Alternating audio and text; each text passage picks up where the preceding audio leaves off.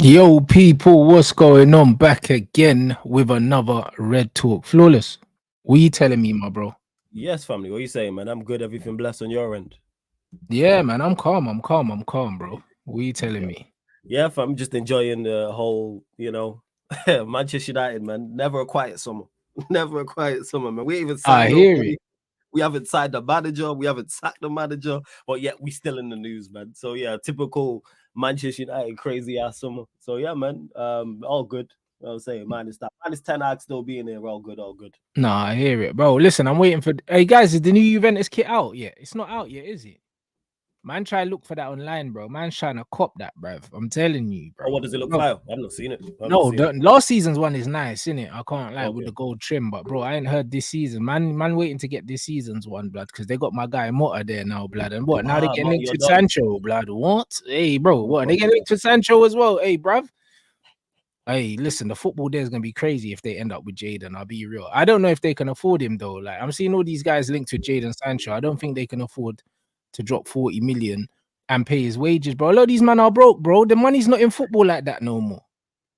Especially Serie A, they seem to be struggling every time. And it Yeah, seems that when they buying players, they don't want to spend the money. But when you go and try and sign one of their players, it's 100 M's. You know what I'm saying? yeah, yeah. It's You see 80 in M's plus. Italy, yeah, they're the kind of guys they get loads of guys on a free, yeah, and then they put them on big wages. Like Juventus been doing that, bro. I think they had Aaron Ramsey on like 400 bags or something. That That's crazy. do you know what I'm saying? They love a free transfer, Juventus.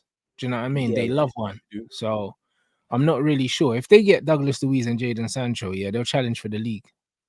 Yeah, because I believe is it not that Villa have to sell because of FFP, so that's why they've gone in Yeah, and tried to get him on the cheap type of thing. Which Douglas bro. Luiz Sancho makes There's sense, but rumors there's a that lot. the Villa owners might take legal action against the Premier League as well, blood. They might join Yeah, City, blood.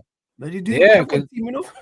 yeah, because they're saying that they don't like the restrictions. Obviously, all the man with the new money are coming in. Yeah, they don't like the restrictions in it, and bro, it could get messy, bro. I can't lie, but bruv, this is what happens anyway with the Premier League, man. Unfortunately, if you know your history, the Premier League was the original Super League, bro. Do you know what I'm saying? In And '92 when they did everything. exactly, and all that's happened is now all these new owners have come in, invested money, and now they don't want to be told what they can do with their money. Would you? Do you know what I'm Which I saying? think is right. I've said this. I agree. Should there be laws in place to protect the football club? Yes, so we don't get Yes, what happens to a Portsmouth, for example, what happened to a Leeds and other clubs. So the club doesn't get into debt. But if an owner takes over a football club and wants to spend 2 billion in a window, let him spend 2 billion in a window. There's sure. nothing that's the only time. Nowhere else would there be restrictions. Someone couldn't take over a company anywhere else and go, you know what? All right, I want to invest, Can't and they're like, spend no, this. no, Yeah. no, you can't do that. Like, how is that They'll say, harming listen, them? you can invest that at your own risk, but you can Yes. invest it. Yeah, Do you know what I'm invest at your saying? own risk. Yeah, it's at your own risk. Someone who's like, all right, we're gonna take over, I don't know, McDonald's, and we're gonna Mm, pump 2 billion into it. Guess what? No one's gonna turn around. It's not like everyone, all the other fast food outlets are gonna. No, you can't do that. Nah, mhm, step your money up. So if they want to invest X amount in Villa, that's on mm, them. So that's where I would be annoyed as well. If I was the owner, I'd push back on that. That's just mm, me, though. 100%. And that's what it is. So I don't know. Aston Villa aren't happy with the league. Yeah, So makes sense. yeah, we're gonna see what happens. Because as it stands, yeah, they need to generate some money, bro. And they're like, why should I have to generate money? My money's Run long. out Like, of it money. don't make Yeah, no man. sense. Like, do you know what I'm saying? They're one of the richest clubs in the world, you know. A lot of people don't know that. So Who is it that owns Villa? I Where they can't from? Do you remember. know? One of I them, can't I remember. Shout think out one to of the them. Middle Eastern countries, I think. Not the Mm. bait ones though. I think I don't know why. I don't know why I was thinking Egypt for a second, but it's not Egypt. It might be something like Jordan or something weird like that. I don't know. Ah, okay. The You chat, know what hey, I'm chat, saying? please let us know. But they Genuinely. but they got money, blood. Like Yeah. that's one thing I know. Like they got bread, fam. They had some Eastern European owners. I mean, not Mm. Eastern European, Middle Eastern owners. I Middle believe Eastern owners. it's not Americans, bro. I don't think it's Americans, bro. They got Because some they money, man. There, they got some oil money at Villa. I think. Yeah, Egypt. is it Egyptian. Okay, okay. Because they got Yeah, money. You know what I'm saying? Newcastle obviously have the Saudi owners. So I remember someone saying to me that Everton, like their owners are actually rich, whereas like they just have issues again they with got like they got a new getting stadium being built in it, yeah, Everton. yeah, that's true. They And I do have think I a seen some. It looks decent. It looks decent. The new stadium looks decent. You know. Do you know yeah, what I'm shout out to saying? them, So man. now they Hopefully got it's bigger than money. Anfield. Mm, that would be jokes. If it's You know bigger what than I'm Anfield, saying? that'd be funny, But man. now they got money. They've got money still. So it's one of them ones where, yeah, I do not like the premise of having money and someone telling me how to spend my money. That would piss me off as well. Do you know what I'm saying? So, yeah, it's like, But that's the laziness from the Premier League, because they don't want to then have to implement laws to protect said club. That's what it is. Again, we know what the FA is like, man. They're a governing body who don't govern anything. They don't do anything. You know what I'm saying? Like, yeah, what but bro, really you have actually to deal look with who's these trying man to- firsthand, bro. There's cowboys, in it. The thing is with the FA, yeah, it's like these man only care about power for power's sake, bro. You know them ones. The rule will be stupid, but they'll be like, yeah, so what? We're in charge. Don't care. And that's it. And it's all about protecting the money, because even the whole issues with VAR and things of that nature, and refereeing decisions, they don't even deal with that. The FA don't actually do anything when I think about it. And even when they come to the right verdict and find someone guilty, it's a measly fine, or it's a little bit of a ban, or nothing major. How am I getting found guilty of racism and get a 4-match ban? May that make sense? Found guilty in your court of law. You lot put it, even with the whole Chelsea situation out in the FA, the government got involved in that. I'm saying if it was just the FA, Roman would probably still be here. Oh, for sure. Oh, yeah, of course. You know, he would. Like, because they don't do the FA, they don't do anything. This is why even with them going against City, and people, as much as I love and as much as it'd be funny to see City get relegated, I don't see the FA doing what the Italian FA did to. Nah, the FA ain't got the bottle to actually say to City, all right, cool. Like, you're relegated. They ain't got the bottle. As much as they might want to do that, yeah, them man only care about money. They're money men, bro. Like, there's people, the FA can be bought. Let's be real. Do you know what I'm saying? That's why, yeah, they're not going to do nothing, bro. With the entire time where I'm like, they are not going to get rid of one of their most valued assets when they care about the money. Because City, because of their success, yeah, they may not be big 4, big 5. They may be the 6 of the 6 in term, but they're still 6. Bare men, like worst case scenario. They ain't trying to get rid of their asset. The team who's been dominant in the Premier League, because it is a money grab. Because they could patent so many things easily. You know what I'm saying? City's a cash cow, and it's a new cash cow for them. And that's all they care about. It's outrageous. Like, bro, you got to think. It's just like, bro, people don't think about the politics in football, because you look at now, like, Mbappe's left PSG, yeah? They're struggling to find someone to buy their TV rights because there's no one there. They're like, well, watch this league for who? You know, like that. And it's the same. Imagine if they relegated Man City. What? No Haaland. Yeah. What? No De Bruyne. Like, no Ronaldo. No Foden. No Pep. Bro, it's a hit, bro. It's a big hit. You know what I'm saying? Do these TV men still want the Premier League if there's all of these things aren't there? Yeah. Like, they'd still want it, but the value goes down. It takes a big hit. Yeah. And then you're negotiating that much. And it's like, yo, the Premier League care about money. But you know the crazy part is, the FA, should I say, when it's to do with money, that's when decisions get made. When there's something money related, that's when it's like, all right, we need to cut this. That's what that is. So yeah, we'll see what go on with it. We'll see. But yeah, with City, I don't see them doing anything, unfortunately. That's why I think City will get even the 115 charges. How long that took to even get to court, and it was City pushing back, and now we're getting somewhere. But all right, 100%. But yeah, bruv, big up everyone inside. There's been a lot of striker links with United in the last hour, which I like to see. Bruv, to be honest, Ratcliffe, everything he's kind of said since he's come in, like, I'm seeing it. Like, he was like, yo, we need a striker. That's one of the first things he said. Do you know what I'm saying? And now we're getting links with strikers. I've seen ZIRKZEE links, I've seen Tony links, I've seen Jonathan David links. Ooh, you've seen Tony links? I didn't see no Tony links. Today I seen the ZIRKZEE links. It said that them three are on the list of strikers, isn't it? Okay. Do you know what I mean? We have to go get Ivan Toney, I'll be real. I was just on my phone to my guy inquiring about Jonathan Davis. Do you know what I'm saying? I still got another voice note there I need to listen to. But yeah, for me, ZIRKZEE and Tony are my strikers, bro. I don't want Jonathan David, from what I've seen of him, innit? From what I've seen of him, he's not my kind of striker. Canadian, right? Yeah, I think so, lads. Do you know what I'm saying? Like, You man know me already, bro. Do you know what I'm saying? You man know me. I like my strikers to be good on the ball, smart. You know the ones. I'm not for the physicality merchants, bro. Let's go get Garassi, blood. You know, like that. And Garassi for me is better than David. So I don't really want David. This Yeah, I thing was here right. saying United have monitored Brian Brobby, but the interest was driven by Ten Hag. Of course it Which makes was. Do sense. you know what I Yeah. mean? Like, we're not getting linked with scrubs no more because Ten Hag's not involved in recruitment. You know, like that. What's this? Ivan Toney. Oh, it's from Rob Dawson and Jonathan David. Our particular interest in Manchester United. Yeah, I'm gonna mute this. I'm gonna play this voice note and then I'll see what man said because, bro, I don't. Oh, good. I don't want to play it without telling, man. Yeah, I hear that, man. You lot run up the likes as well. Ivan Toney, Jonathan David, our particular interest to Manchester United striker options because they are about to enter the final year of their respective contracts, and that's from my Rob Dawson. Okay, ESPN, I fucks with that. Ivan Toney, Jonathan David, I don't know a lot about. I've seen him. He hasn't been bad. He hasn't been great, but I've not watched him enough to make a fair assessment of him. Ivan Toney, I've spoken about, fits the bill. You know what I'm saying? You don't have to worry about him settling in. Can play up front by himself. Can play up front in the two. Scores goals. Creates for others. Technically has it. The physical attributes are there. I think he has the confidence and he has the confidence and the ego to believe he's good enough to play at Manchester United as well. And I think he's a foil. He's a great foil for most wingers. If you're a competent winger, he's a great foil for it. So I'm with Ivan Toney. Tony's the one still. Tony's the one. If you can get a Toney for like a 40 M's because he's in the last year of his deal, go get him. We should have got him. And to me, we should have been negotiating with Brentford last year to get him to come in January.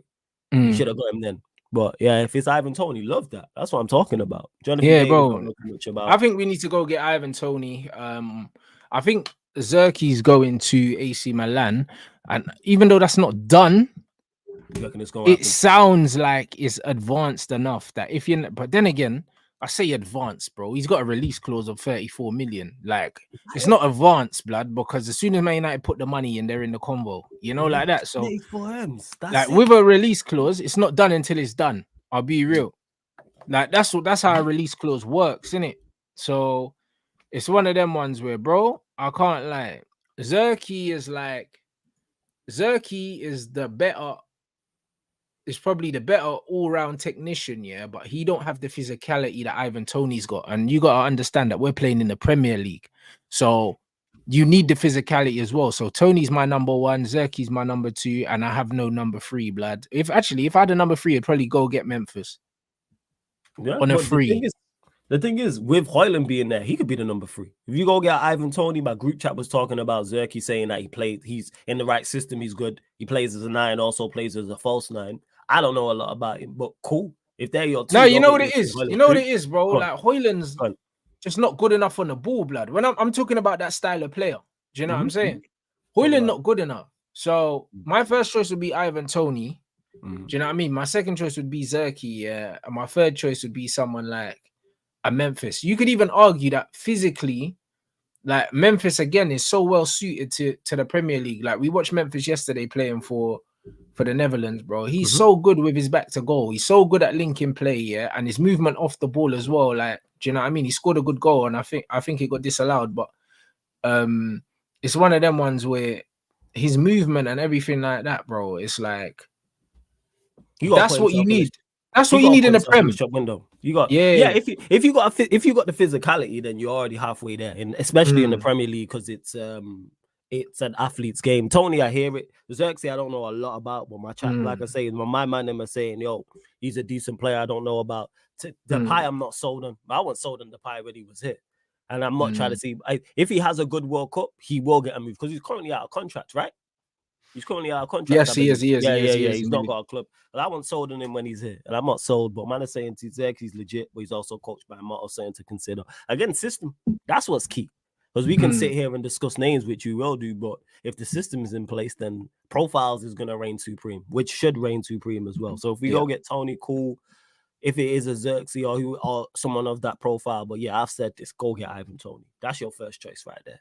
That is comfy. For where we're at and where we're trying to go to currently, first 2 seasons, why not? And like I was saying, perfect, great foil for others. Because you know what? It's like, I agree. You know what it is with him, yeah? You know what it is with him? If I look at him, it depends on what coach we're gonna get.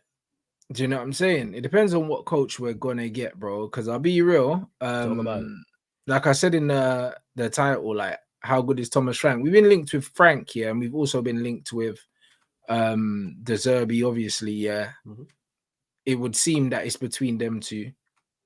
Do you know what I mean? As much as I think it's the ZIRKZEE, yeah, like we don't know until we know, innit? So it's one of them ones where if you look at Thomas Frank away from home, he plays a 2 up front in the big games against the bigger teams. A striker with the profile of a ZIRKZEE could play with Erasmus up front. Do you know what I mean? The same way Tony could play with Erasmus up front, the way he plays Tony and Mbuemo in a 2. Do you know what I'm saying? So absolutely. But if it was the ZIRKZEE still likes a striker like that, like a Welbeck that drops into midfield in the build-up. Do you know what I'm saying? So for both managers, that style of striker still works.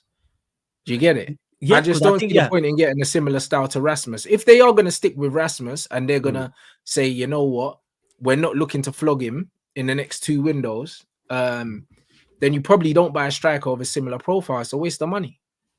Yeah, it's one of them. It depends on what exactly they're trying to do, because a striker's needed regardless. So that is it. Like, we know that. So if you do go and get an Ivan Toney, number one, we still need another striker just for bodies anyway, because we had it this season where it was just Højlund and Martial. And I was saying 2 strikers is not enough, because if one gets injured, whether they're injury prone or not, if one gets injured, then you only have 1 striker left for the entire season. So go and get 2 strikers. Now, the profile of what it is, I'm with it. Ivan Toney, yes. I like Højlund as a 3. I don't mind, because if you're a 3, we should barely see you like that. You should be impact sub off the bench, Carabao Cup, Europa League because it's been extended, FA Cup if we're playing lower league options, etc. Man is saying ZIRKZEE can play as a lone striker. I'm looking at it because it's saying he's 23, 24. So he's not. Well, he's young still, you know, like that. So it's like Rasmus is 21. Yeah. So if Rasmus is number 3, I have no issue with him, because that's where our squad is at. We have a squad full of squad players and a squad full of 3s and 4s and 5s. And when I say that, I'm talking about in terms of position and the amount of players who should be in front of them. And then a lot of these players shouldn't be here. So if it is Tony and ZIRKZEE and Højlund's the 3, just as an extra body, cool. Let's see what the manager can do. Let's see what the manager can do. Because Højlund has certain, because one thing he can do, Højlund, well, no, he's not been doing it. But one thing he has, he's quick. Utilize that. I've been saying this for the he is quick, and he might just get him. And he has been, bruv, and he's played in a 2 before, so just playing in a 2, would probably suit him. Do you know what I'm saying? In a system like that, it would definitely, him playing in a 2 or him playing out wide or him playing as a split striker would definitely help him. I think him with instruction, you just get more out of him, because him running channels is a problem. I've said this for I don't need you to do anything apart from run. Forget about everything else. Let's start with the real basics of just running in behind. Let's cause the issue, because one thing you can do is shift. That's one thing he is he's and he's shit going to the ball. So he needs he needs someone that's gonna drop in. Yeah, we don't need you. I don't need the same way I looked at Lukaku when he was here. I don't need you trying to hold up the ball. I don't need you trying to come and link up play. No. Forget all of that. I need you spinning in behind. You facing the goal is the best out of you.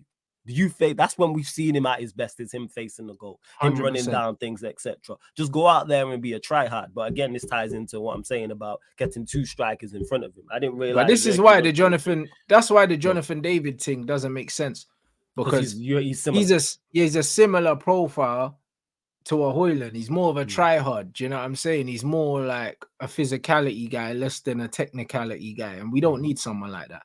Yeah, the last thing, like again, this ties into what style are we gonna play and how's the manager gonna play, because he's gonna have a general idea of how he wants to play the manager, but it might vary game to game, and he might go, you know what, Højlund, go play out wide. Again, there's so many games coming up, and we've seen that, especially with the Europa League being extended, because that's now not 6. That's not 6 games. That's now 8 games, potentially more if you don't make the playoffs. And then you've got FA Cup, you've got League Cup, and of course the Premier League as well.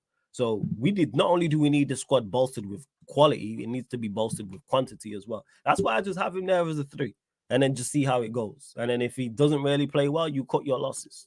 But you know what it is? We've given him 11. We've given him the number 11, bro. So I think that this guy is still gonna be looked to, bruv. The way they're propping this guy up, I feel like they're gonna talking about Manchester United, like Rasmus, I feel like they're trying to turn him into something. Do you know what I'm saying? The thing is with that, it has to be This is where Ineos and this is where the new manager, whoever he is, has to be ruthless. He can't be looking at numbers. The manager needs to, all right, who's best fit? Whether you're number 11 or you have the number 111 on your back. Forget all of that. Who is best fit for what we're trying to do? That's what it is. And if Højlund has to hit bench, he has to hit bench. Maybe it helps him improve his game. Maybe him with better instructions and a better system does slightly better. But we know towards the end of the season, he was coming off the bench and he was impacting the game. Do you know what I'm saying? Because of the attributes he has, that's very similar to Rashford. Last thing you want as a tired defender is pace. You're not trying to see anybody who's spinning in behind and running. That's why when we've seen the best of Rashford is through that Garnacho last season, and he's just quick in terms of acceleration. We've seen it, and we've seen it with Højlund as well. Like, it's so much easier to defend against these men when you're starting and it's fresh and you're sitting in a low block. But when you're chasing the game, even when Rashford, remember, he scored the hat-trick a couple of years ago against Leipzig, that was off the bench. It's like you're not trying to see that. Obviously, Nagelsmann on the halfway line, I don't know what was going on with the high line, but yeah, those are the type of players you need. And in the correct system, you can, I say this all the time, it's about utilizing those type of players, especially wingers. Because this is an athlete's game. If you're just quick, that's half the battle. Then the rest of it is just being used right in a system. But yeah, we'll see. Yeah, I've said this for free. If Højlund's a 3, we barely see him. Yeah, he's a backup striker, right there. It's just how often do you? It's just whether Ineos or whether are willing to just write off the money we spent on him, and say, you know what, he's not ready. I think that these men know he's not ready. He's not good enough to lead the line for Man United. That's one thing me and Ineos agree on, because a striker's a priority for us. Do you know what I'm saying? So they know he's not good enough, which is amazing. I just don't like the PR and the prop that the club have been. But you know what? It was under the previous regime, bro. Like, even when it comes to the social media and stuff like that, it was under the previous regime, bro. Because now we've got the new communications people. Even when you look at the leaks that were coming out of the club, they're not coming out no more, bro. Like, do you know what I mean? We see be a new Man United. Do you know what I'm saying? It might be a new Man United. And that's where it is. One, like I say, two things. I keep mentioning the word ruthless. They have to be ruthless with their approach to everything. Secondly, I'm hoping, and this is just me guessing, they look at everything that happened previously. Like you said, it's not their loss. You know what I'm saying? It's not on them. So if we say we sell Højlund for 30 M's, they don't look at it as a 40 mil loss. They look at it like, hey, that's before us. That ain't nothing to do with me. That's nothing to do with, that's the previous regime. What was sold here and what's here, what's here before us, not our problem. We just need to get the best in here. But again, ruthlessness, we will find out. So I'm hoping it's not Højlund plays because he cost X amount, or because he's on X amount of money, or because he has the number 11, etc. Who's best for the team? Him as a backup, we see, and we've seen it. You mentioned it there, Rants. End of the season, him coming off the bench. And all of a sudden, he looks so much better. And Rashford I put in that bracket. Garnacho I put in that bracket. There's so many players who pretty much our entire squad, in particular our attackers, I look at that where I'm like, you're better off the bench. Even midfielders, we're closing out a game, etc. and things of that nature. I'm not really trying to see you week in, week out. But again, ruthlessness. Yeah, you might call him a Nietzsche is crazy. That is crazy. Yeah, that's crazy. Man said narrow it down to ZIRKZEE and David. Nah, bro, David's not good enough. And yeah, I'd love to get ZIRKZEE. I think he's a great price, a great profile. He's a good age.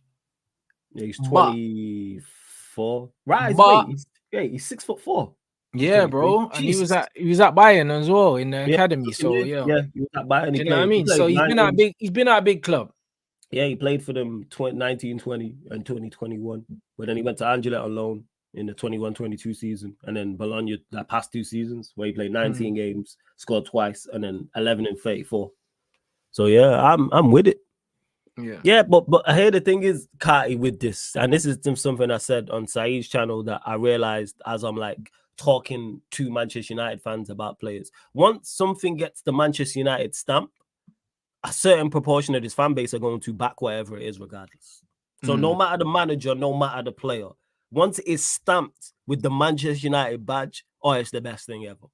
So that doesn't matter what the player did beforehand, what the manager did beforehand, what whoever did beforehand. Once you have that Manchester United seal of approval, people act like it's the super soldier serum, like it's the Black Panther suit, like it's the Iron Man suit. Yeah, like you said, man thought as soon as Mason Mount put on that Man United kit, he was going to turn into something that he's not, bro. He was going to, and he's never, and that's the craziest part about, he's never been anything like that.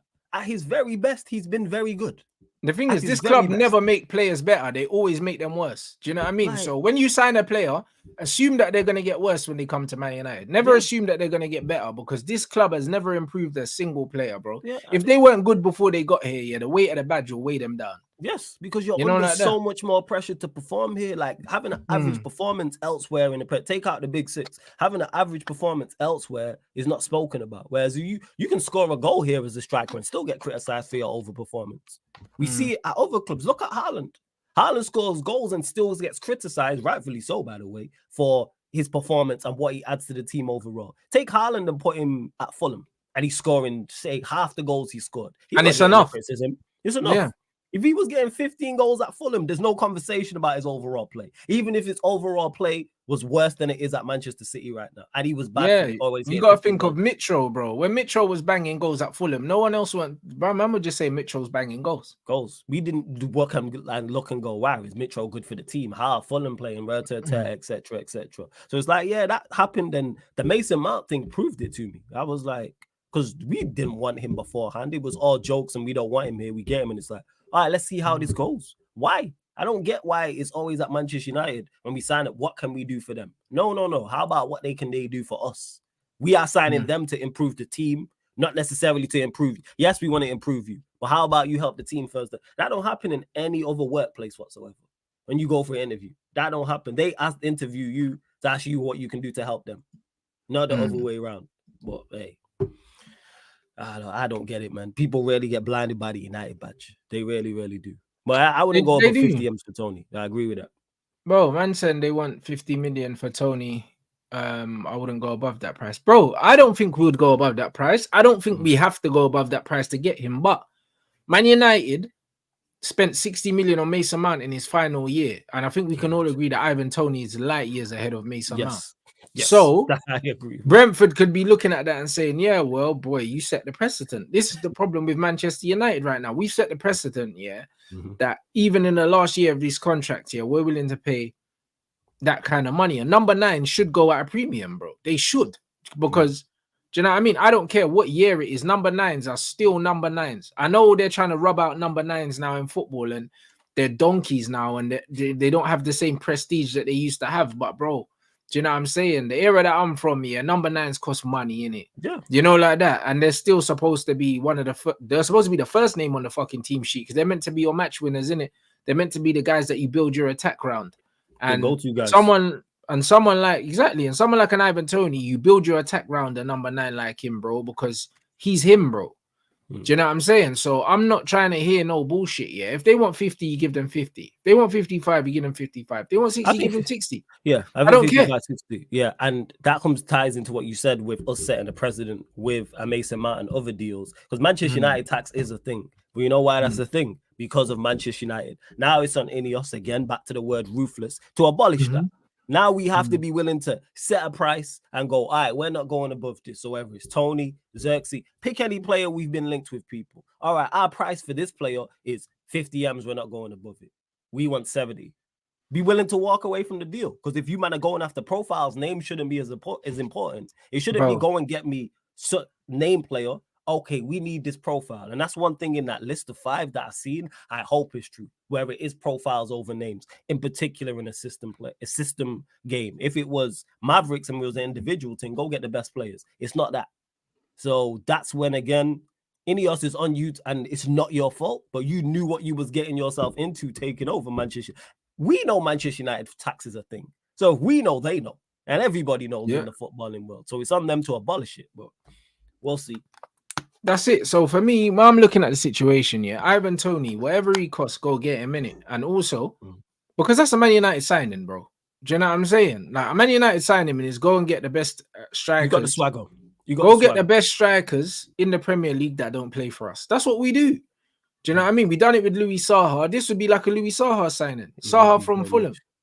Louis Saha, and that I don't know why we've gone away from that model, and that's why when people are like, don't, because it's too expensive to buy from here, kind of now. Like the Premier League premium has kind of put team, and also other teams have more money now, so they can turn down money. Do you know what I'm saying? So before, that's fair. If you offer Fulham a 30 million back in the day, they'd be like, wow, Now you offer 30 Fulham M's. 30 million, they'd be like, yeah, 60, bro. You mad? That's what they're doing with Polina. Yeah, that's what they do. Do you know with what I'm Polina. saying? 'Cause you go and Bro, buy they him. got offered 30 million for Polina. They said, nah, bro, 60. Yeah, You know, and that's like where that. and that's where you now have to negotiate and not underhand tactics, but start. You know what? Start unsettling players. You know what I'm saying, start. But that's making what you players need to unhappy. do. I think Start Ineos unsettling have players. that dog in them. I think You Ineos will have call to. up Ivan Toney and say, yo, do you want to come to Man United? Yeah, all right, say no more, innit?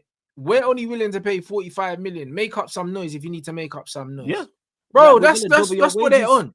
That's what if you make players unhappy, then you will get them for a cheaper price. You have to start you have to start playing bully. You know what I'm saying? People are like, oh, it's not ethical. Hey, there's no ethics with this. Stop making man. And when I say making man unhappy, just publicly know it. Oh, yeah, we're interested in such and such. And then see him kick up a fuss. You know what I'm saying? Stop bullying, man. That's what it is. That's what we have to be on. And you can get to it and you can do it in a manner where I'm not saying, yo, go hold up, man. You know what I'm saying? Send around man with baseball bats. I'm just saying, yo, say it publicly. Be on the phone to, oh, yeah, we're going to double your wages. But hey, put in a transfer request and we'll cover whatever you would lose from the transfer. All that type of stuff. Yeah. Ashworth going to the same way. Oh, and they're paying for his lawyers as well. You know, them ones there. They said, yo, we'll pay for your lawyers. Come, let's do this. You know what I'm saying? Do you know what I'm saying? Go get Young Fug's lawyer when he comes out of jail. You know what I'm saying? Him. You know, like that. Hey, Fug's lawyer is a real G, one. you know. Yeah, Oh, my real days. one. That brother's immortal in the hood now, you know. That guy's never buying a drink again. Never again. He's getting shouted out in so many songs. I was like, what in the power universe is going on here? Bro, crazy, bro. Listen, he's never buying a drink again ever in his life. That's one thing I know. He's cool it all. You know what I'm saying? So it's one of them ones where when you look at the Tony situation, if you're Man United, you say to him, yo, do you want to come to United? Cool. That's it. Do you know what I'm saying? We'll agree terms. Okay, we're gonna apply pressure now to Brentford. Pressure. And you apply pressure. Hey, handing the like I said, handing a transfer request. We'll cover whatever you would lose if it was 5%, 10%. Just things of that nature. Let's start because man, Jordan just said it in the chat. People have been bullying us for time. Now it's the time to be the bully. Now we have to be the bully. That's where we should be at. But again, and start acting like we are Manchester United. Yes, Wilcox immediately resigned when we made that type of stuff. You don't know because bro, Man United, bruv, the same with Ashworth. He literally said, "Let me go, or I'm gonna resign anyway. You're gonna have to take me to court." So be it. And that's why he's on gardening leave now. So be it. That needs to be the phrase. So be it. Let's go there. That's what we have to do. And then eventually clubs will realize this. Oh, they're not gonna go above the price. They're gonna come and take whoever they want to take. I bet. Because we used to do that. Yes, it was easier to do then because, like you said, Rants, teams had less money, teams had less prestige, but we still have to get back to that. Because City do that where they don't go above a certain price point. Like that's where we need to go. Start again. They let people know that they will walk away, bro, and they're not too proud to walk away. Back in the day, it was Man United would overpay to try flex. Overpaying is not a flex, bro, because then you start getting bumped. Yeah, because people know, oh, Manchester United in town. Well, I was gonna ask for 50 for this player. All right, I'm gonna ask for 75. Gonna ask for 80. Like that's no. We need to kill Manchester United, and that's the job any else have to do is start walking away from deals. Hey, we want ZIRKZEE. Well, ZIRKZEE's got a minimum free release clause, but say Tony, all right, we want to pay 60 M's, and they're like, now we want 90. All right, we'll just wait 6 months to leave. And this is also why you have to negotiate with multiple players at the same time. And Man United they're starting to do that now, which is amazing. Do you know what I'm saying? Like this thing here, Man United are strongly positioned to secure the signing of Yusuf Fofana. People keep mentioning him. I've heard his name loads of times. I'm not super clued up on him. I've seen a few compilations, haven't seen much of him. But bro, Man United aren't in for all these guys. But Man United are negotiating with multiple players at once because they're negotiating with agents that represent all of these players. So I think João Neves and Lenny Euro have the same agent. So Man United are out here just talking to one agent about multiple players because you got to understand that, bro, in order to be in a strong position to bargain, you have to be willing to walk away. So now you have to negotiate with multiple players. Back in the day, Man United was talking to one player at a time, and then if it works, then it don't work. And then it's like it's too late to negotiate with another brand. No, fuck that. Man are talking to 3 midfielders, 3 defenders, 3 strikers, and I only want one of each. So do you know what I mean? Whichever one of you lot behave, then that's who we're going with. Because that's what you have to be in the power negotiation is the It's the power to say no, the power to walk away type of thing, because then they'll know. But we'll see. We'll see what happens with Yusuf Fofana. I've heard good things about him. I'm not super clued up. I believe he is in the French squad for the Euros, and the French market's about to get raided. India should be doing that. That market's that's the league you come crazy. from. That's the market that we need to be. Yeah, and that's the league you've come from. You have a club there. Why are we like, yes, tap into that? Because it seems every player we get linked to is either French or plays in the French league or both, which I am all for. Like even ZIRKZEE, I was looking at, honestly, he's 6'4". Hey, yeah, you know what? You sound like you fit the Premier League. All right, let's go. Yeah, facts. 100%. That's facts what I'm saying there in the chat. And also this thing about this over 25 thing, bro, there's no reliable source for any of this shit, bro. Do you know what I'm saying? Because Man United want a striker, yeah. They want a relatively experienced striker and ideally that's Premier League proven. That's why I think we're in for Tony. I think the age thing, yeah, will matter when we're looking for long-term targets, but someone like a centre forward in the long-term target, we need someone that's going to come in and mash work immediately, bro. Do you know what I mean? So I think there's going to be a mixture. I think our general rule of thumb is going to be buying players with potential. But if a player becomes available that's ready right now, we'll pull the trigger on it.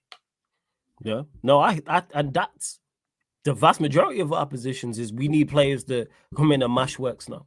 We need players ready for now. Like us being linked to a left back. We need a left back for now. We're getting linked to that Kirkes, bruh. We're getting linked to him, and the done from Bournemouth as well. Is that his name? Yeah, that's him. Yeah, that's him. Yeah, but is he good enough to come straight in at Man United? Yeah, and be a massive upgrade on what we already have. That's another conversation. He's a good player though, and that's what we need. Same way we need a left back for now. We need a centre back to replace Varane for right now. We need two central midfielders for right now. We need a striker for right now. Like that's what it is. So the age thing I hear, but not for where we're at when we are trying to build. We need quality, because that's what we're lacking with this side. Whoever the manager is coming in, he needs additions. He needs additions, without doubt. But I'm all for it. Yeah, it has gone quiet, but everything's gone quiet around Ivan Toney. Everything, like no clubs are really being linked with him, which gives me a sneaky suspicion that he kind of knows where he's gonna go. Do you know what I'm saying? Because he's not getting linked with bare teams, so I don't know. Yeah, because the links was like he was linked with Arsenal, he's linked with Spurs, Chelsea. Oh, you're talking about Tony? I was talking about ZIRKZEE, but carry on. Okay, yeah. But links with both of them have died. Like ZIRKZEE was linked to Barca, Bayern. We know that he turned down those clubs. Yeah. And then now there's nothing. And same with Ivan Toney, even West Ham links he had.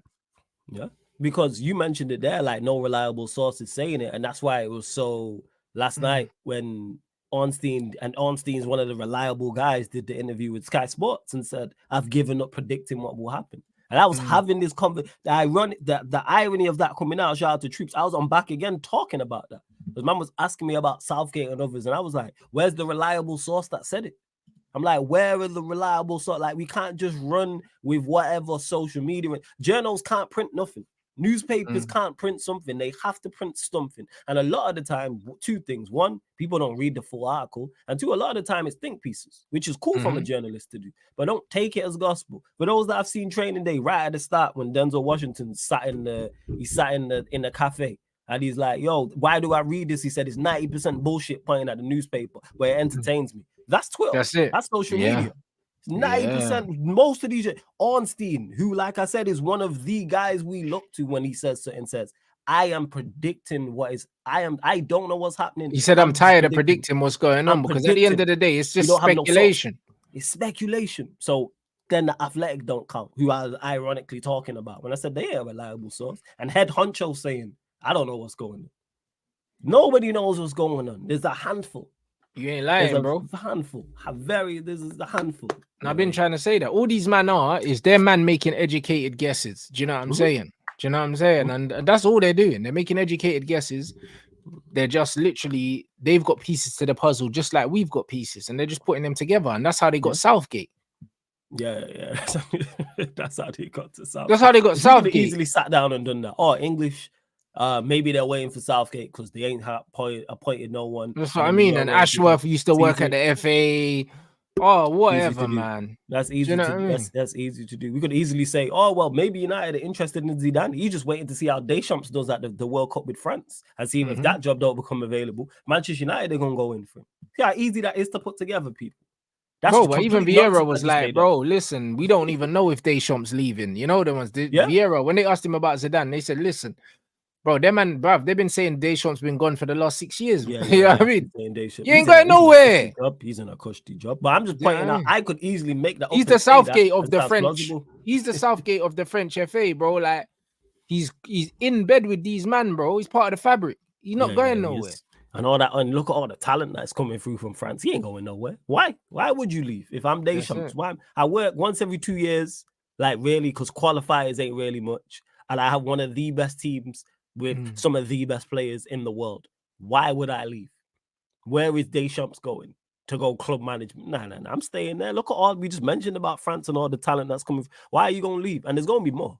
They'll probably have a breakout star this tournament, whether it's a Yusuf Fofana or somebody else.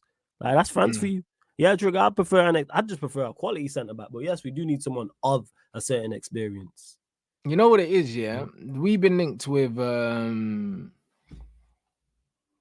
Jared Brantwaite, innit? It looks like Man United want Jared Brantwaite because they see long term, they see him as one of England's main centre backs. You know what I mean? He's meant to be the new John Stones or whatever in terms of his profile. In terms of his profile, like young player, gonna be England centre back for years to come, similar to what they thought Harry Maguire was gonna be, even though you could have seen that Harry Maguire just ain't it in it. But it's one of them ones where like there's reports saying basically Man United, the Man United are wary of ending up being in a bidding war with themselves because they don't think anyone else wants him like that. Do you know what I mean? So they're not prepared. Yeah, me neither. So they're not prepared to spend 70 odd million that Everton want because they're like, yo, no one else wants him like that. Do you know what I mean? And the longer you keep him and the more he runs down his contract, the less he's going to be worth anyway. That's true. I don't know how long he's got left on his deal, but again, it's not about not getting bumped. It's about, all right, this is the price for Brantwaite. All this 80, 90 million is ridiculous. That is ridiculous for Brantwaite. That all comes from Maguire. Yeah, like that shouldn't be. It should be, all right, be 60 M's. All right, take it or leave it. Cool. All right, you lot stay there. And if you run into FFP trouble, we'll be there type of thing. That's what it is. So yeah, bro. Shout out Romano when he get in the bag. You know what I'm saying? Yeah, Romano knows what he's doing on Twitter. He knows what he's doing. Yeah, man said Sam Pillinger or something. Elise is still interested in joining Man United. Of course he is, man. Like, bro, I've been saying this already, bro. Like this Elise thing, yeah. Like, bro, honestly, it's not close to being done, bro. Like I think this Elise saga is gonna drag out. I was saying to Lewis earlier, yeah.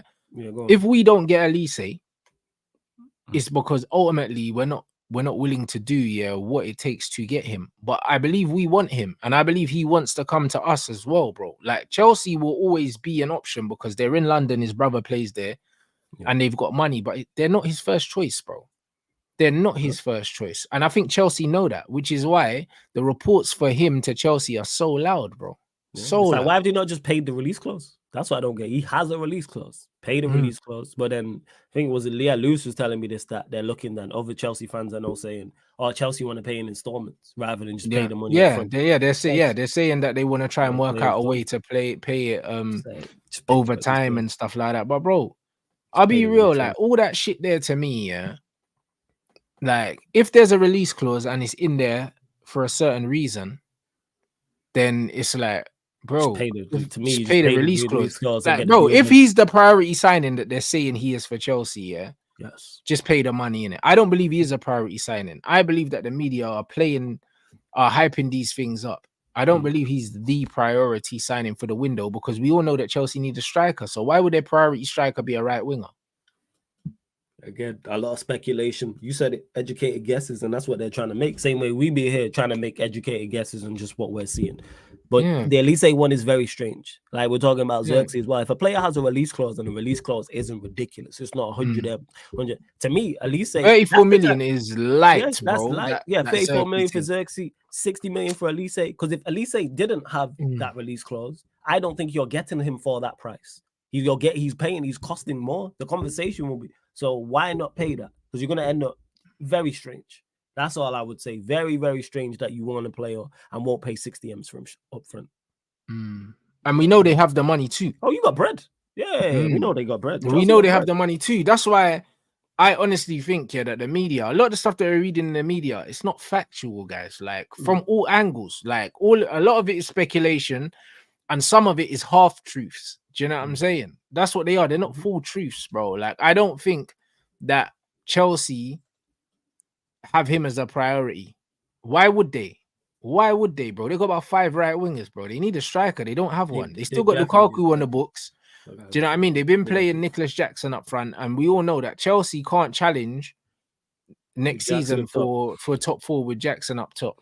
They can't do it. Yeah, because Chelsea, but what's it called? They definitely need a strike because they was linked to Osimhen, then that died. They were linked to Tony, then that died. Like there's been no other striker links. Yes, they're gonna get rid of Lukaku, so they are going to get a striker, but it's a question of who.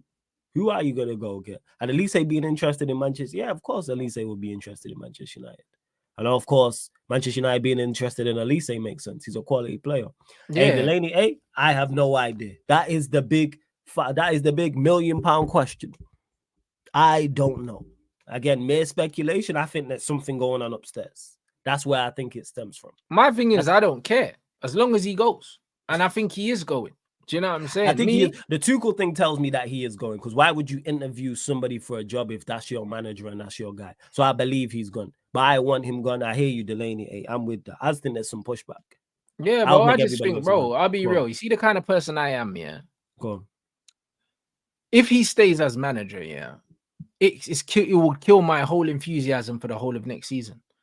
Immediately, like automatically, I'm not excited about next season anymore, bro. Like I'm writing it off in my head because I know they're not keeping him past next year if they did keep him. Do you get it? So it's already ruined my season if he stays. That's why I don't care when he gets sacked, bro. Like I don't care if he gets sacked in 3 weeks from now, as long as it happens. I don't care if he gets sacked on the day before the season starts, as long as it happens. You just want him gone. Yeah, bro. You just want him gone. That I get. The reason why I want him gone earlier is just to just alleviate, stop the whole circus surrounding it, because I just don't. As much as I think he's gone, I think there is a 1% chance he stays, and I don't like. I don't think there is a 1%. I really don't chance he stays. I think there's a 1%. Then it's 1%. Once people make up their minds, it's made up. You know them ones there, and I'll be real. Yeah, I've never ever seen owners come into a club and not sack the manager, bro. They always bring their own people in. They do. They always bring their own people in, bro. Always. Like I don't know any exceptions, because when you come in as an owner, you have a vision of where you see the club, and you want to stamp your ideas on the club. Do you know what I'm saying? I would be more concerned of him staying if all the structure around him didn't change. Yeah, let's just clarify that. I've already said if any of us keep him, I know they're not serious. There is no valid reason to keep him. So I know Ineos as an institution beyond the season, because I think eventually he'll get sacked. It means that you lot are not fit for purpose if you feel he is the best guy to go forward for this season, when everything points against it. Everything points against it. And the reason why I want him sacked and a new manager in is just so they can work with the new manager in regards to bringing players in, getting players out, how we're going to play, etc. I want a new manager there as long as possible, well, as early as possible, sorry, so he can work with the new regime and work with the players, etc. That's why I want him gone. That's why I'm like, all right, let's move on and go and get, let's say it is ZIRKZEE. All right, ZIRKZEE comes in. He's working with Barada, and he's working with Wilcox and Ashworth and everybody else, etc. I want to keep these players. I want to sell these players. These are the players I want in. I want Tony. I don't want ZIRKZEE. No, I want ZIRKZEE. I don't want Tony. I want etc. I don't like Bramford. Give me Todibo. Oh no, I want Bramford. I don't want Todibo. Those type of conversations, type of thing. These are the training, like just all the little things, all the way to the major things of signing players and selling players, and just this dark cloud surrounding it. Again, I don't particularly like the method, the way any of us are going with it. But if they get the right result, I'll be like, all right, Fairs, you got to the right result. That's where I'm at. To be honest, I don't care how they're doing it, because that's why I said the method. I'm not really too, even though I'm not a fan of it. See, I don't mind it because I don't know. Because remember, it's a lot. We all have the same information, the same as Fabrizio and all these other men. All we have is little pieces to the puzzle, and there's some pieces missing. I can't criticize them for how they're handling it because I don't know why they're handling it that way. Do you get it? That's why I said I can't wait for the result. I gotta wait for the result. Sorry. Do you get what I'm saying? Because if it turns out that they haven't sacked Ten Hag yet because they're waiting to get the stuff finalized with the other manager and they just want to make sure that goes smoothly first, or if they haven't sacked Ten Hag because it's cheaper to keep him for another week or 2 weeks. Do you know what I mean? We don't know. Do you know what I'm saying? So we don't know because it's like, bro, we don't know what's in any of this paperwork, fam. So I can't judge someone, on doing something unless I know the reason why they've done it. Do you get it? It's just like when people were saying, oh, why would Levy sack Jose before a cup final? Yeah, because if Jose won, you'd have to pay him like an extra 10 million. And he said, fuck that. Do you know what I mean? Because I'm not trying to keep you, blood. You have to pick them. You get it? So he had to sack him. So at the end of the day, like, we don't know why they're taking so long. They could be taking so long because after a certain time, they have to pay him more money. And then also because he won a trophy, his compensation went up as well. So yeah, bro, like that's what we got to realize. Like it's definitely financial why they ain't sacked him. Yeah, of course it is. Do you know what I'm saying? I didn't know that. Yeah, bro. Like they'll have bonuses in their contract. I didn't know that his compensation went up because he won. Yeah. Oh, I'll have a bonus, 100%. But I didn't know how the bonus works, where it applies to the stacking. Like, let's say you get 2 all these things are in there, bro. All these things are in there. Your compensation. All these things are in there. That's why Jose got sacked before the cup final. Yeah, do you know what I'm saying? That's why I'm not being super critical. Go on. Yeah, but that's it. That's why Jose got sacked before the cup final. And loads of people are saying, our typical Spurs, they're not serious. Bro, man knew that if he won that trophy, the payout would have been obscene. You know them ones. So he said, yeah, fuck that. Can we just sacrifice the trophy, Man, so we don't need to pay this bumble. The trophy is Spurs, like chairman or owner, whatever. I think it might be on my end still. Let me jump out. Yeah, it is. It is at your end, but it's back. Are you back, Rants? I think it's on my end. I think it's me. Yeah, you slow down. Be back. 1 second. I'm gonna jump out and jump back in. Yeah. All right, broski. Yeah, hold on. That's the so-called season reviews. Then basically interviewing new managers. We know how the season went. It's not rocket science, bro. There was no review, blood. Do you know what I mean? I think that they're using the review, as a way of buying time, to run down the clock before they can sack my man and not have to pay man dough. Yo, family. Yeah. Man's back. Yeah, that's it. Man, we good. I don't believe there was ever a season review. I don't believe there ever was one. I believe it was literally just a stalling process here to make people think that they were going through dirty different things, but it's just dirty tactics, bro. That's it, because they would have assessed it at some point. So whether it was they assessed it during the season, bro. When we got popped 4-0 at Palace, they were assessing it. You know, I was there. But they were assessing it when we got smoked against Coventry in the FA Cup and had to scumbag it on pens. Well, you think they weren't assessing it then? Come on, bro. Might have to be real, blood. Might have to be real. They've been assessing it the whole time. You've been getting smoked. Yeah, I hear that. They definitely have been, and that's why, again, it ties back in. When I heard the Tuchel news that, he's going, that further increased that I thought he's definitely without doubt leaving, and he's going to be sacked, because why would you interview for a job if you like the guy that's in place and that's your guy? I just don't like the fact he's still here, because I just want to give the next manager the best possible route into the team. But hey, we'll see. Best possible 100%. Start, whoever it is. Man said, how confident am I getting ZIRKZEE? Confidence, I'd say 80%. Do you know what I mean? I'm not 100%. I think it's him as well, bro. I'll be real. But I'm not 100% sure it's ZIRKZEE. The reason why I'm not 100% is because you can never be 100%. Do you get it? You can never be 100%. But I'm 80% it's ZIRKZEE because he's still without a job. He turned down big jobs. And the only reason why he would have turned down big jobs is if he was given assurances that he had one. Do you know what I'm saying? And the way he done the U-turn on the Brighton thing was crazy. Do you know what I'm saying? Like, it was crazy. Bro, literally, it was a week apart. He said he was happy there and that he loved his players. And then it was like, yeah, cool, I'm out. What? I'm done. Yeah. Like, bro, what? Like, the whole thing was like, yeah, but I'm not 100% because I can't be 100%. Do you know what I'm saying? And ZIRKZEE didn't exactly. And ZIRKZEE's people have briefed the press saying that his dream would be the United job. Said he'd love it. Of course he would. Why would you, again, that ties into the Elise thing about, he's keen inside him. Of course, ZIRKZEE would like to go to Manchester United. The prestige, the money, we're still one of the biggest football clubs in the country. We're still one of the biggest football clubs in Europe and worldwide. So of course he would. Of course he would. But yeah, we'll see what going. I do think it is ZIRKZEE. From the release clause thing, I was like, somebody paid it. So I think it is. Somebody's bro. Like the rumors of that, something's definitely going down behind the scenes. Yeah. So it is. I think it is. I think it is. Because even when people have said, "Oh, why have you not announced it?" Well, if he was going elsewhere, why have they not announced it? So there's something going on. But once we get to the actual result, I think we'll know what happened exactly. And that's when I then kind of assess it fully. That's why with Ineos, I'm not like, oh, they're Glazers 2.0. But that's why I'm not like on side with them. I'm like, okay, let's see how this goes. Because everything else you've done, bar this manager thing so far, I have no complaints with. Zero complaints with what you've done so far upstairs. Hired good people. Cool. Hired people with a plan. Done it swiftly. Cool. Let's see what happens with this. Players we're being linked with. I like. All right, let's go. That's it. Going to be 100%. That's all.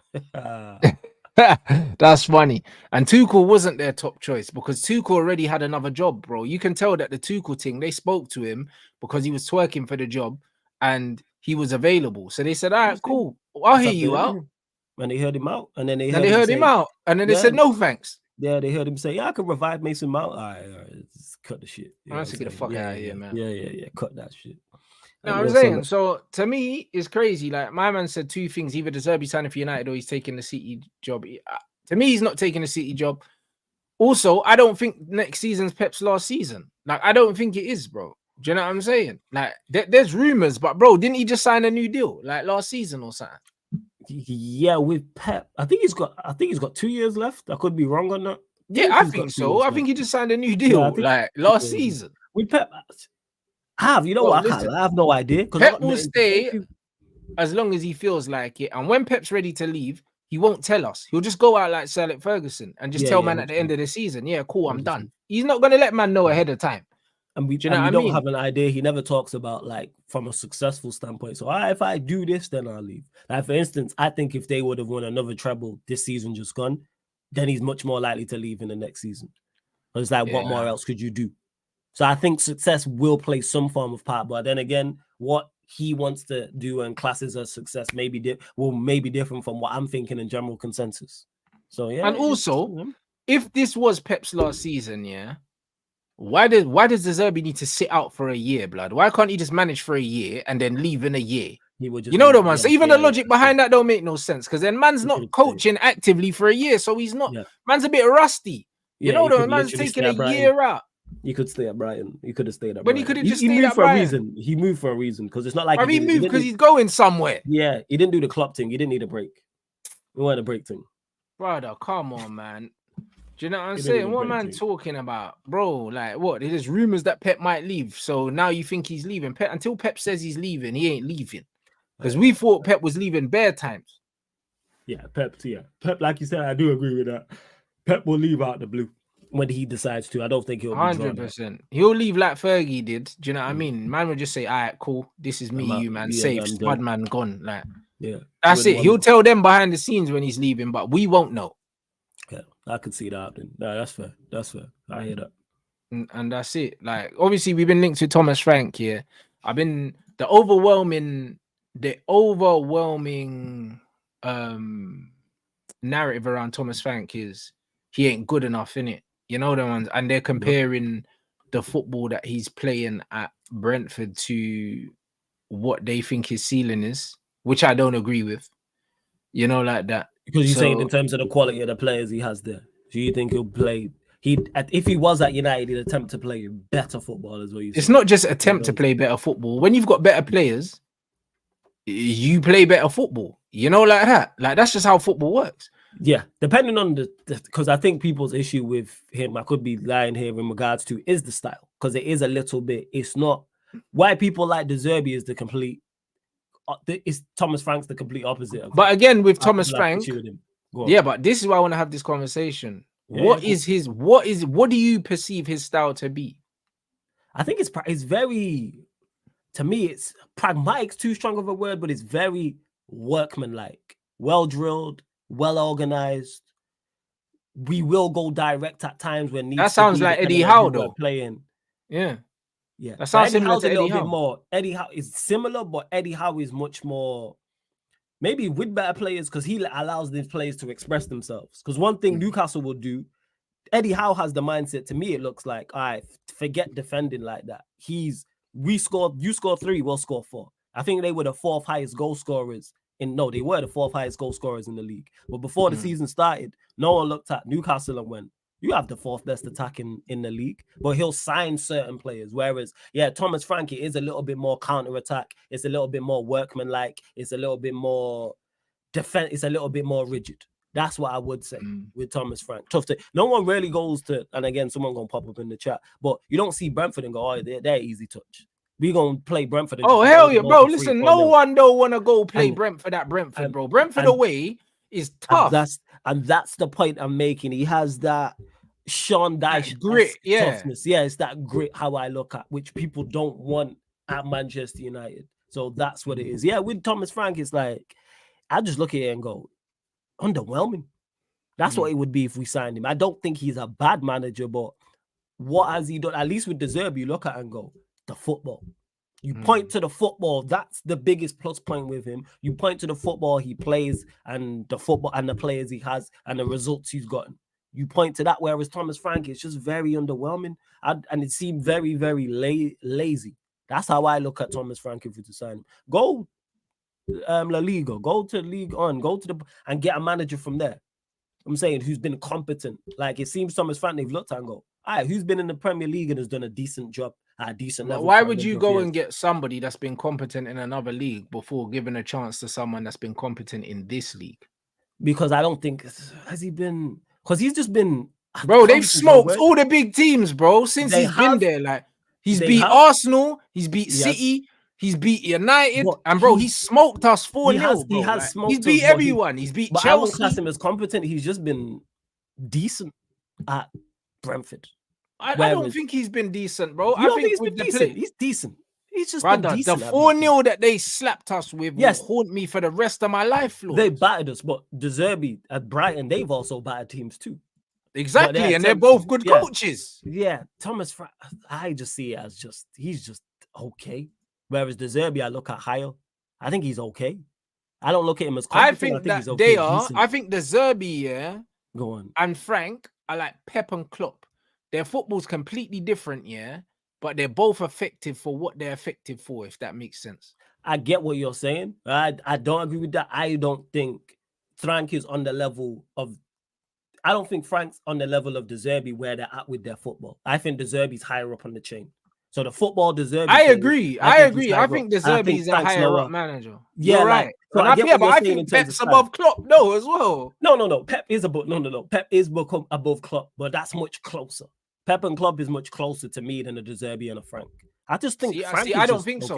You don't think so? You disagree with that, Fez? No. I just don't see. I just think Frank's. I put ZIRKZEE at competent. I put Frank at just. Okay, but Frank just ain't got the aura, bro. That's what it is. That's what people have said. It's right. Like, you reckon it's everything? But to me, he's got no aura because he's at Brentford, and the football's not overly sexy. But when they popped us 4-0, when they were doing the high press, they killed us. They won the ball in our box and slapped us. They did. They battered us. They did. But even with me and you've had debates about ZIRKZEE. ZIRKZEE don't have the aura for me. But I just think I put him in the competent bracket. Whereas I think Frank is just okay. Bro, Frank was us, I swear, when we played them, and he switched in the I think he don't like us post match and said that we're shit or something like that. He don't like us. Shout out to my guy Eddie. He talks about this all the time, yo. Thomas, bro, he switched and was like, "Yo, them man are shit, blood. We didn't deserve to lose that game or something." I was like, "Rah!" Like he lost it, bro. I kind of liked that. I'll be real. Man said, "Yo, them man are shit, man. Like, don't tell me about these guys."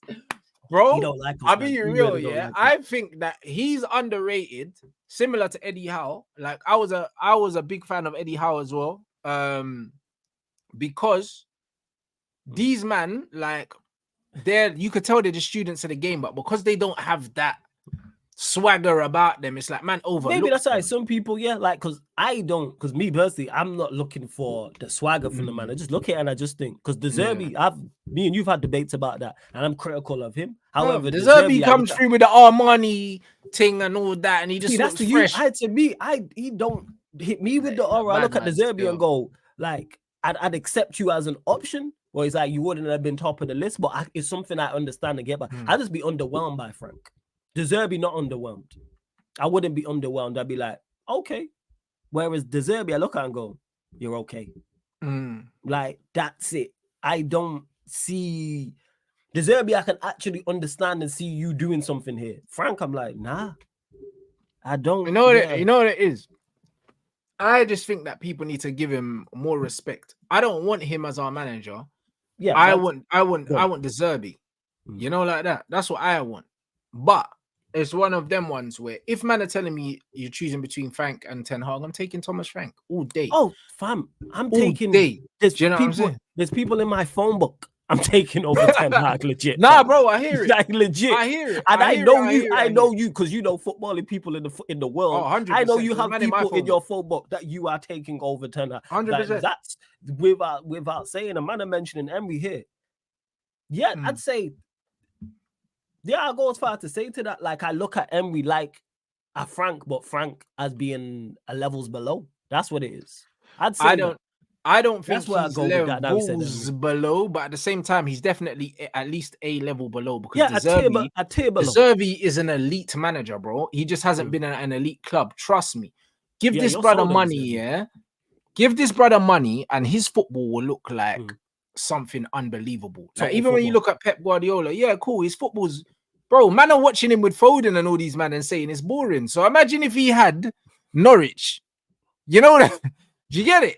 Like, bro, imagine if he had Norwich. They weren't saying Pep's football was boring with Barca because he had Xavi, Iniesta, Messi, and these men. They say it is because he's even Pep. I've been thinking about this. Even Pep's gone with the pace. He is the poster child in the definition of technical and total football. He's been that guy for the majority of the, and even he's gone to your Kevin De Bruyne's, your Haalands to go and win. That's not his typical style. Yeah, that's so unlike Pep. And yes, they're good players, but they are not Pep-esque players. Haaland and De Bruyne are not getting signed to his Barcelona side. No way, because they don't keep the ball. Yeah, Foden does though. Bernardo Silva does. There's certain other players you look at and go, yeah, they fit that, but yeah, they don't fit that thing. So Pep's gone that way. ZIRKZEE, I hear it though.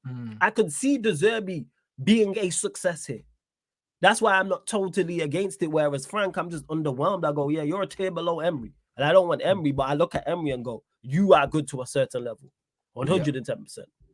Yeah. But you've been at the highest level. I just think you're a tier below that. Like when it comes to those second tier trophies, that is you. That's why you've won 3 Europa Leagues or however many it is. That's why I can see you with Villa. If someone says, yeah, Villa are going to win a domestic cup under Emery, I go, makes sense. Fully hear that.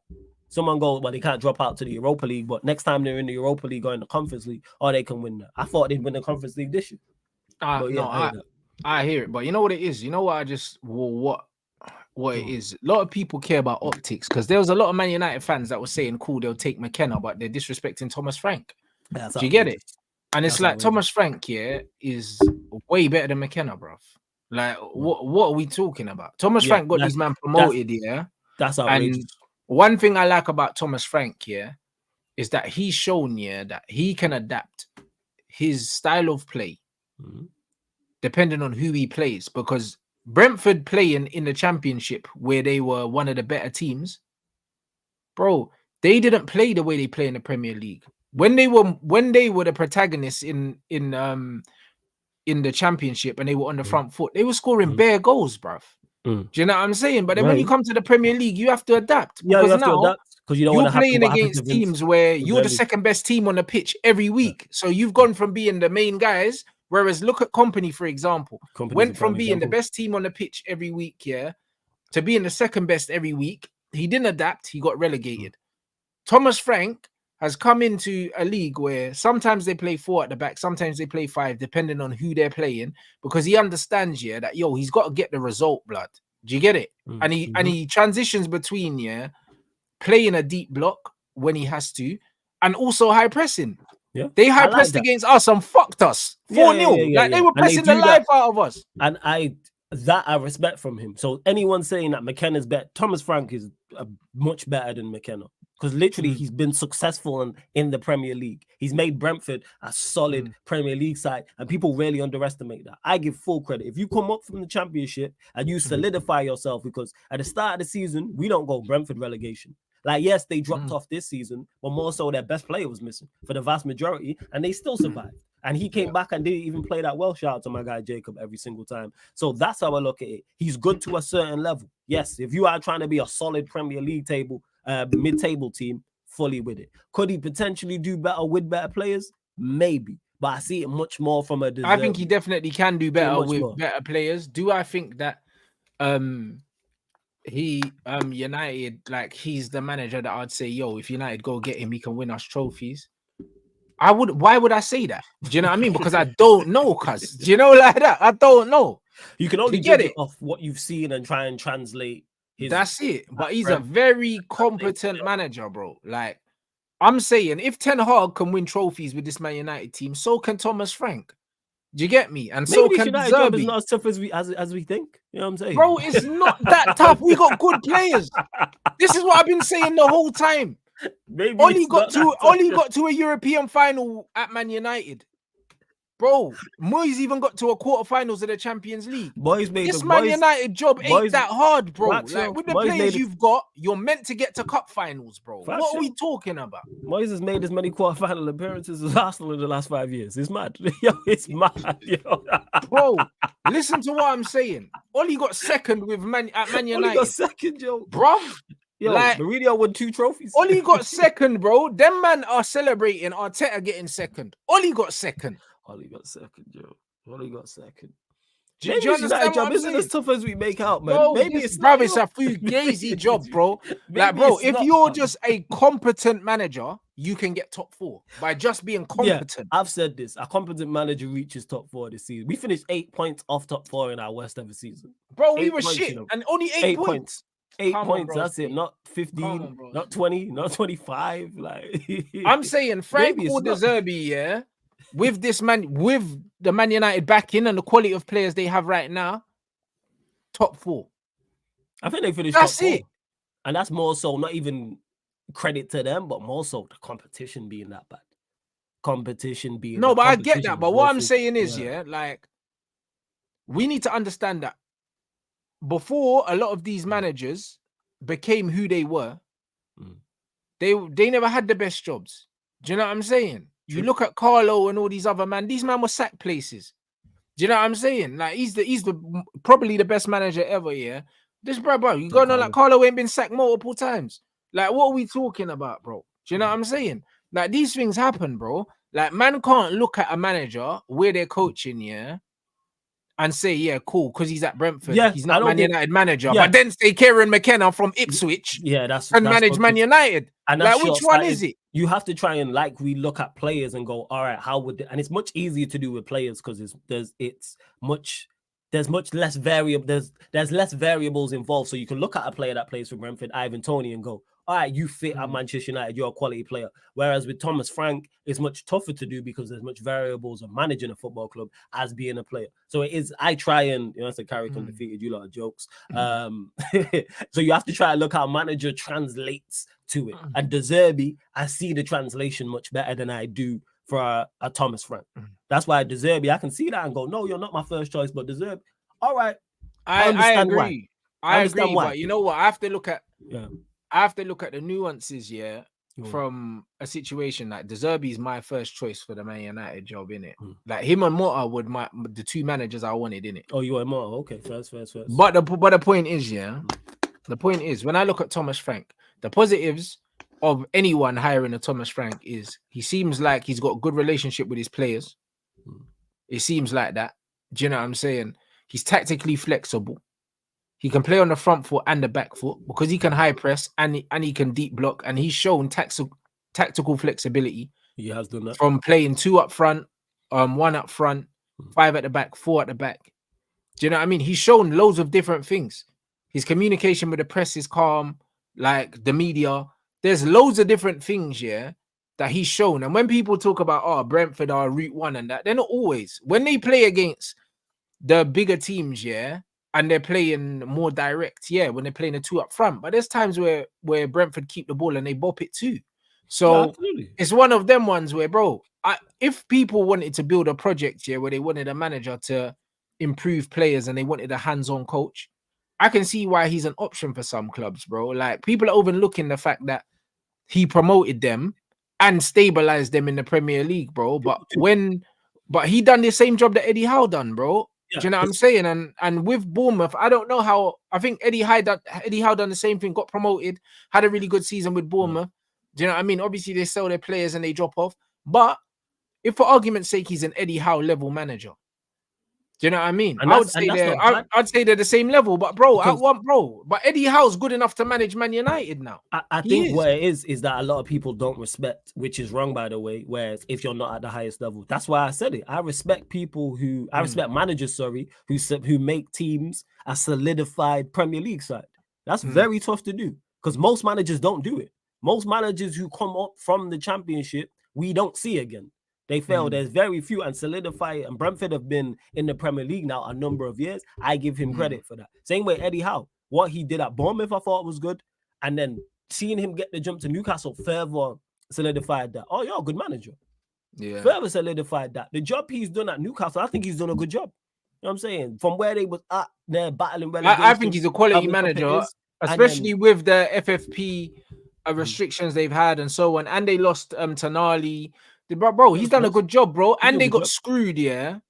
And they got screwed out of a Champions League progression as well against Paris Saint-Germain. Yeah, they did very well. I watched their games. They were super unfortunate in that. And that's where I give him credit. So now I'm interested to see how he does next season. With Frank, it might take a Newcastle-esque job. I believe he is at Eddie Howe level, though. And, bro, Eddie Howe finished in a Champions League spot last season. He did. So, Eddie Howe did very well.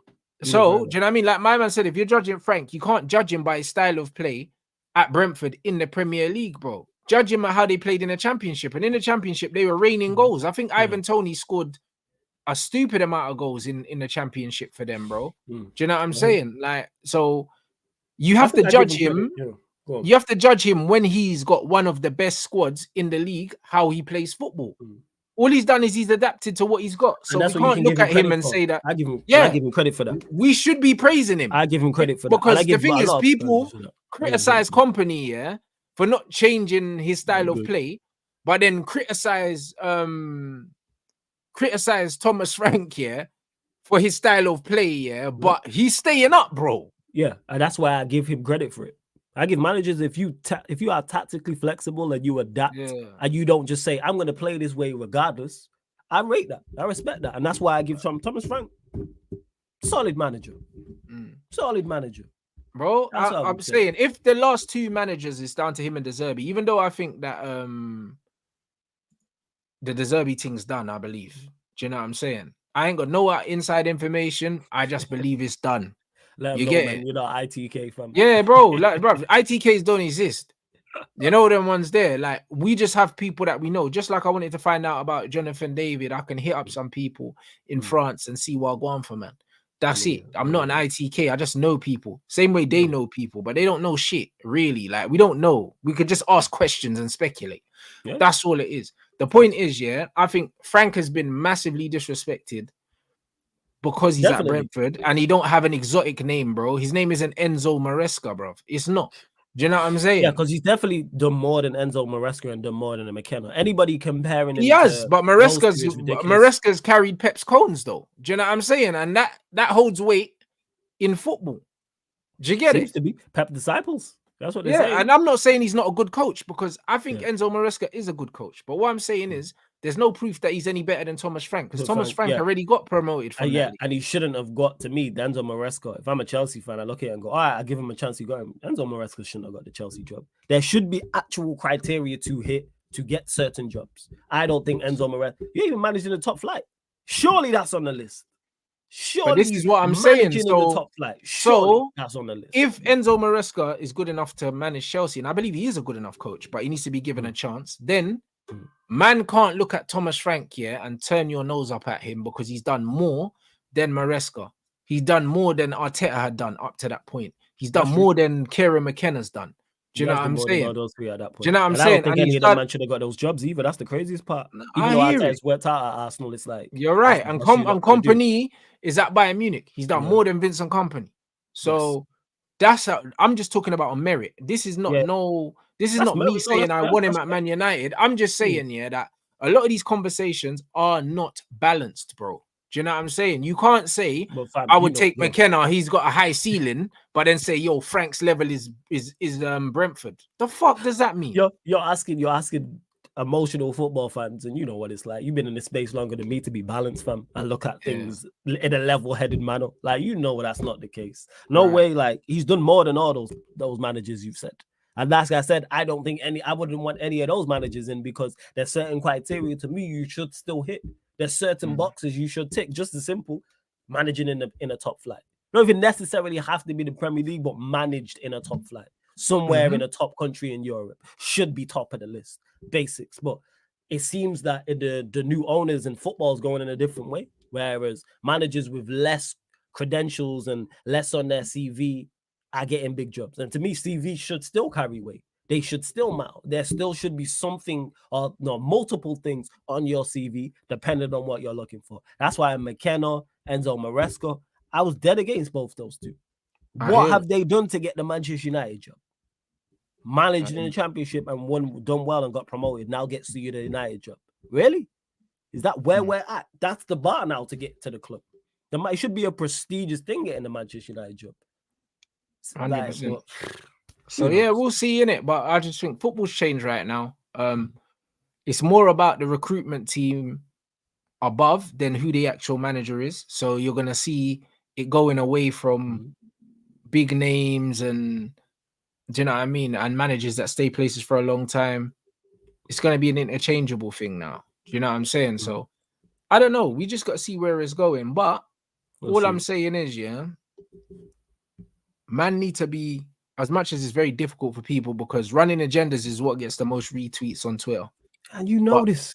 Yeah, but people need to be balanced. Do you know what I'm saying? It's either be like me and just call everyone shit. You know them ones, because then at least I'm balanced. You know them ones there. At least I'm balanced. Because man will say, they'll say rants don't rate everyone. I don't rate anyone, but I'm balanced with it, bro. Like, you know, you keep the same energy, and that's what you have to be. And when you are running, if you have a bias towards someone, whether you like them or dislike them, just be honest about it. I try and remain balanced, people. That is always, whether you agree with me or disagree with me, I always try and be balanced in whatever I'm looking at. And if I have a slight bias towards someone, I'm gonna tell you I have a slight bias towards someone. Am I gonna give more leeway to a Manchester United player? Yes. You know why? Because he's at Manchester United and I want what's the best for him. So I'm going to give him a little bit more time, whereas if he was at a rival, I'd probably be a little bit more critical. But it's that's just the way it is. But I'm letting you lot know that. And it's like, all right, I'm going to try and see the good, because then if this player actually produces, that then helps the team, which helps the team get results. So that's where I'm at. But hey, 100%. So, bro, listen, to me, everyone's a scrub until proven otherwise. And this is everyone's a scrub until proven otherwise. Yeah, bro, and this is how I move, bro. And this is why, innit? Like, with football, when it comes to me judging footballers, yeah, I have a very rigid criteria, and then anything outside of that is to be confirmed, bro. You know them ones there. There's certain ballers I watch and I'm like straight away. Like when I watch ZIRKZEE, I was like straight away, I was like, yeah, that's my kind of player. You're a fan. Okay, yeah. That's it, straight away. Like I don't need to see too much. Do you get it? But it's like I told them, man, about Bellingham and that. Man's doing up Kim Kardashian now in the underpants and all them things there. Oh, he got the skims back, didn't he? Yeah, but it's some funny man thing, bro. You know them ones there. It's like, bro, it is what it is. Man's on his Drake arc, innit? Let him do what he needs to do. But the point is, yeah, get your bag, young king. Get your bag while you can, bro, because Real Madrid gonna have you out there in a couple years, blood. You know the ones there, bro. As soon as the PR, ain't PRing and you're not scumbagging goals no more, bro. You're on your back to Anfield, mate. Do you know what I mean? So get your money right now while you can, because the buzz is gonna die. So it is what it is. But the point is, people need to be balanced with the managerial thing, because the prop I was seeing for McKenna was scaring the life out of me. Again, you know, like that, because this is a brother that was at Man United, yeah, and he was coaching at Man United, and he's Northern Irish, so he's British, but Northern Irish, British. That he's around the English setup. You get it? Yeah, because he was at Tottenham, then he came to Man United. So he's come through the English setup as a coach. And it's one of them things because he's been at Man United and he's gone out and done well. They're hyping him like he's still a Man United manager, bro. Yeah, That's of what course the they're United going to. fans are doing. You know what I'm saying? It's He's like British. he's not better than Thomas Frank. No, he's nowhere near the level of Thomas Frank or a ZIRKZEE because they've both done much more in the footballing space than he has. All he's done, which is impressive, get Ipswich promoted.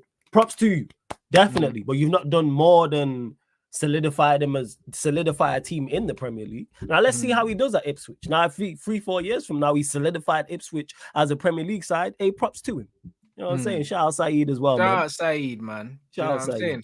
And shout out everyone in the chat as well. Make sure we run up the lights, man. Lit show as always. Who's live anyway, guys, that we can redirect to? And they're just saying here as well before, as you find out, that Real Madrid still working on Alphonso Davies' deal as new contract. They'll get Alphonso new Davies contract proposal. Bayern have told him to fuck off, bro, because he's made it clear he's not staying. So they're like, yo, let's get this bumble hole out and get some money for him. Real won't pay rumored €50 million fee only on favorable conditions. Yeah, because I think he's only got 1 year left, so they're not paying 50 million. They ain't paying that. Like we gonna. I'm watching a lot of Real Madrid. You know what I'm saying? La Liga watch-alongs on next season. I'm there. Alphonso Davies there, Mbappe there, and everybody. Oh yeah. Chouameni coming. Yeah, man's there. Yeah, bro. Like, listen, it's Juventus for me, blood. Man's gonna try to get. Yeah, bro. Man's trying to, bro. Listen, it's just motorball, blood. I'm telling you, man's just trying to. You get me? Man's trying to get this new Juve kit when it comes out, blood. You know, like that. That's what I am on, bro. Do you know what I'm saying? What you got coming up today, anyway, bro? We're coming today, 11 p.m. people.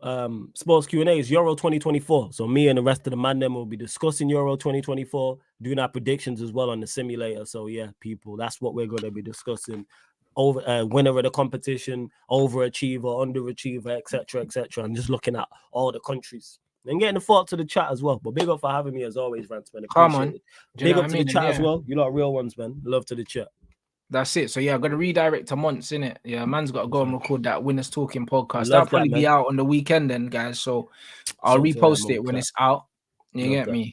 But now, big up Flawless for coming through. Make sure you hit a Rants raid in the chat. Make sure you do. For Monts. And yeah, man, I'll see you guys tomorrow for the usual Wednesday lineup, people.